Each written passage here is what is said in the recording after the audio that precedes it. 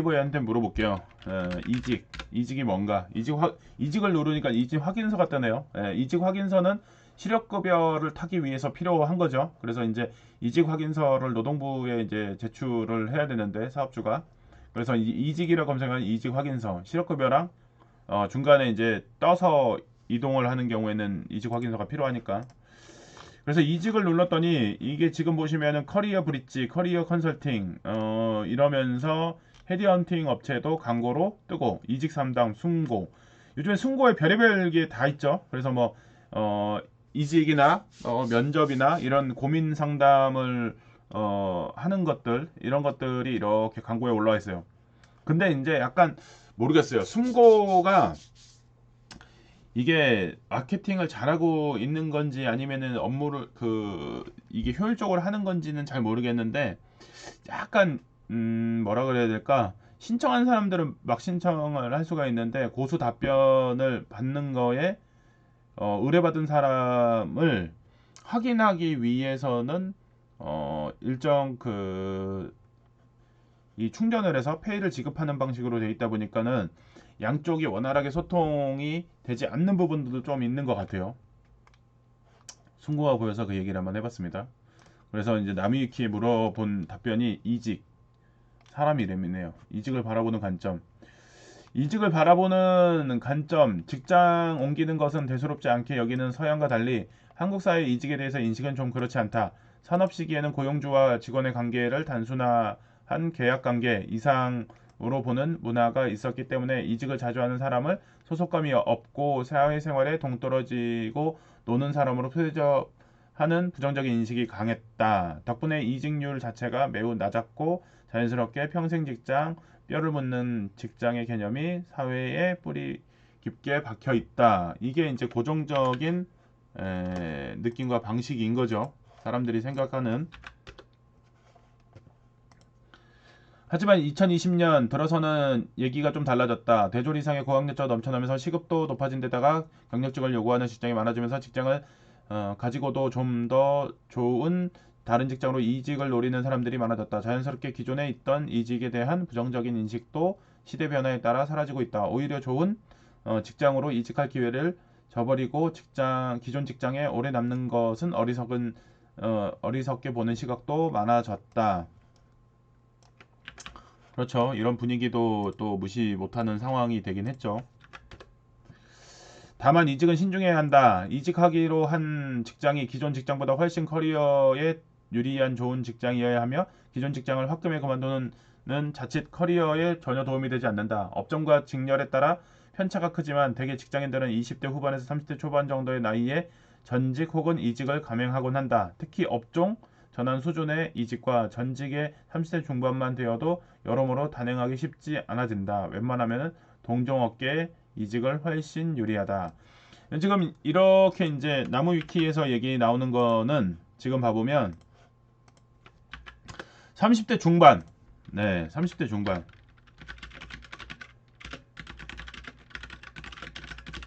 30대 중반 이직 쉽지 않다라는 얘기와도 또 연관성이 또 있는 것 같아요. 그래서 이제 이런 부분들도 생각을 잘 해볼 필요가 좀 있지 않나 생각을 합니다.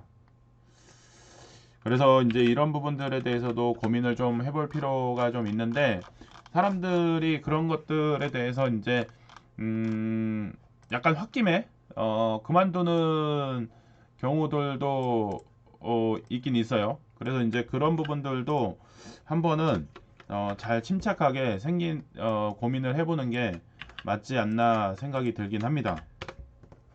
그래서 이제 지금 네이버에 이제 나무위키에서도 이런 뭐 이직에 대해서 얘기를 하는데 최근에 제가 몇 개월이 됐냐 한 달이 넘은 것 같아요. 한 달 가까이 된 것 같은데 제 친구가 이직을 한다고 하면서 이제 저한테 이제 이거 어떻게 하면 좋겠냐 라고 하면서 얘기를 이제 했던 부분이 있는데 그러면서 이제 야 해 말어 뭐 해 마라 이렇게 이제 카톡이 저한테 왔습니다. 해 말어 이제 카톡이 왔는데 제가 여기는 어, 그래서 이제 제가 답변을 이제 했죠.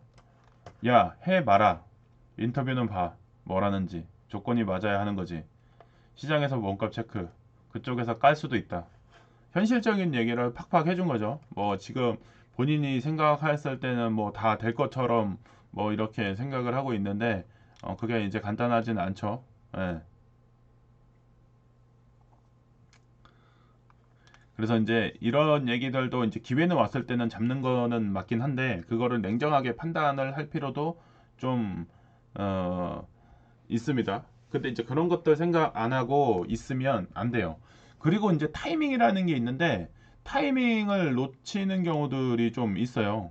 그래서 이제 이직을 해야 되는 상황에 이제 직면하는 상황이 되거나 새로운 일을 뭔가를 모색해야 되는 상황이 되는데 그럴 때에 사람들이 고민을 하지를 않고 현재 상태에 안주하는 경우들이 좀 어, 생각하는 경우도 있어요. 그래서 이제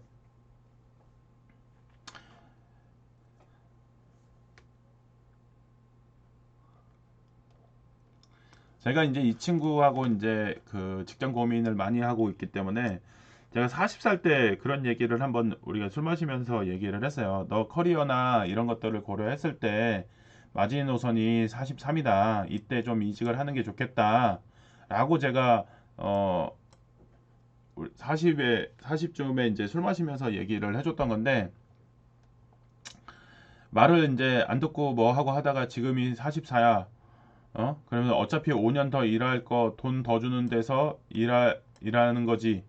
여기서 포인트가 이 친구도 공감을 하고 있는 게 뭐냐면 50입니다. 50. 예. 44에서 5 더하면 이제 49, 50이잖아요. 이때까지 이제 하는 거에 대해서는 이제 생각을 하고 있어요. 그러면 지금 젊은 세대들은 이거보다도 더 짧게 생각을 할 수밖에 없어요. 그래서 이런 것들도 한번 생각을 해보는 게 맞지 않나 저는 생각을 합니다. 단순히 직장을 그냥 막연하게 다니는 게 아니라 퇴직을 회사의 종용에 의해서 퇴직을 하는 게 아니라 사직은 내가 한다. 회사 직장 생활이라는 걸 그만두는 거를 내가 결정한다. 라는 것들을 생각을 하면서 계속 이 회사를 다닐지 이직을 할지 고민하는 게 필요합니다. 근데 이제 그런 고민을 하지 않는다라고 한다면 참 문제가 이제 커지는 거죠. 네. 언젠가는 변화 변동이 생길 텐데 그거에 대해서 준비를 전혀 어, 하지 않고 이렇게 된다 그러면 문제가 이제 커지는 거예요. 그리고 이 친구처럼 이제 마지막 배팅을 하는 거에 조건이 맞는다 그러면 5년 더 다른 곳에서 돈 더 주는 데서 일하지 뭐 라는 얘기도 하면서 한편으로 이 고민을 하면서 또 무슨 고민을 하고 있냐고 하면은 이 친구도 이제 부동산을 하고 있으니까 부동산에 고민이 많이 있을 수밖에 없어요. 그래서 이런 상황에서 그 많은 이제 생각들을 하면서 또 동시에 이직도 고민하면서 나이가 나이인지야 이제 다른 투자 방식에 대해서 고민을 하는 거죠.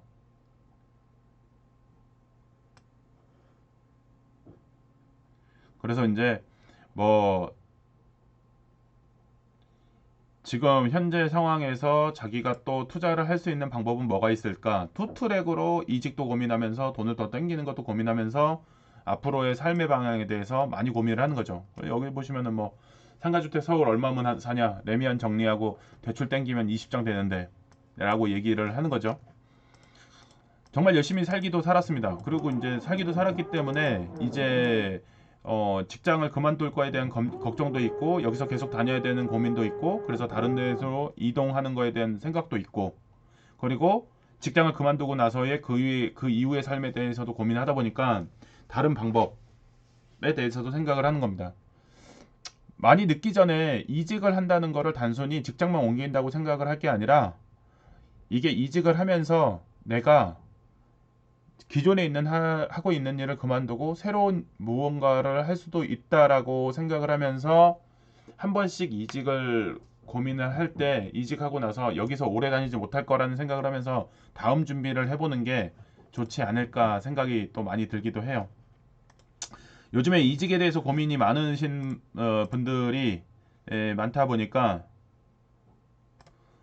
누가 드릴 들었어요. 그래서 이제 그런 부분들에 있어서의 차이들이 좀 있는 것 같아요. 그래서 이제 마인드가 세팅이 이제 필요하다. 그리고 시기마다 30 중반 넘어서 이직한다는 거는 단순히 회사를 옮겨서 같은 업종에 일을 하거나 뭐 다른 업종에 일을 하거나 그게 문제가 아니라 앞으로 직장을 그만뒀을 때 앞으로 내가 더 할 수 있는 일은 어떤 거고 미래를 위해서 어떤 준비를 하는 게 맞을 것이냐. 직장을 그만두기 전에 준비를 하셔야 됩니다. 직장을 그만두기 전에 준비를 하는 게 맞는 거지. 직장을 그만두고 나서 나 이거 해볼까 저거 해볼까처럼 바보스러운 건 없어요. 그러면 직장을 그만두기 전에 할 수 있는 것들에 대해서 고민을 해보면 막연하게 그냥 아무거나 하는 게 아니라 진짜 내가 내일 직장을 그만둘 정도로 몰입해서 해볼 것들은 해봐야 돼요. 그렇지 않으면 답이 없습니다. 그리고 반드시 재테크는 반드시 필요합니다. 왜냐면 보험이라는 게 필요한데 보험 없이 뭐를 한다는 것 자체가 상당히 음, 리스크를 키울 수밖에 없어요. 시간이 흐르면 흐를수록 돈은 많이 들어가는데 보험은 더 없어. 젊었을 때는 결혼도 안 하고 뭐도 안 하고 하는 상태에서는 보험을 그렇게 생각하지 않습니다. 근데 나이 들면은 보험 한 열 몇 개 드는 것처럼 그 열 몇 개 들 게 아니라 명확하게 돈이 나올 수 있는 방식으로 방향을 선택하는 게 가장 좋습니다. 그래서 이제 한국 사회는 어찌됐든지 간에 다양한 투자의 경로가 있지만 부동산의 비율이 상당히 높고 부동산이 확실히 다른 투자 자산보다 안전하게 올라갈 수 있는 확률이 높기 때문에 그런 것들도 고민을 해보면서 준비를 하는 게 맞다. 이직을 하려고 하더라도 이거 그만두고 뭐를 할 수 있을까에 대한 고민이 철저히 하고 그 다음에 보험으로 투자 자산에 대해서 포트폴리오를 좀 정리를 좀 해놓고 이렇게 하면서 이직에 대한 고민을 하게 되면은 좀 더 합리적인 선택을 하지 않을까 생각이 들기도 합니다. 그래서 지금 최근에 이직 관련해 가지고 저한테 문의가 좀 오기도 하고 내일도 퇴근하고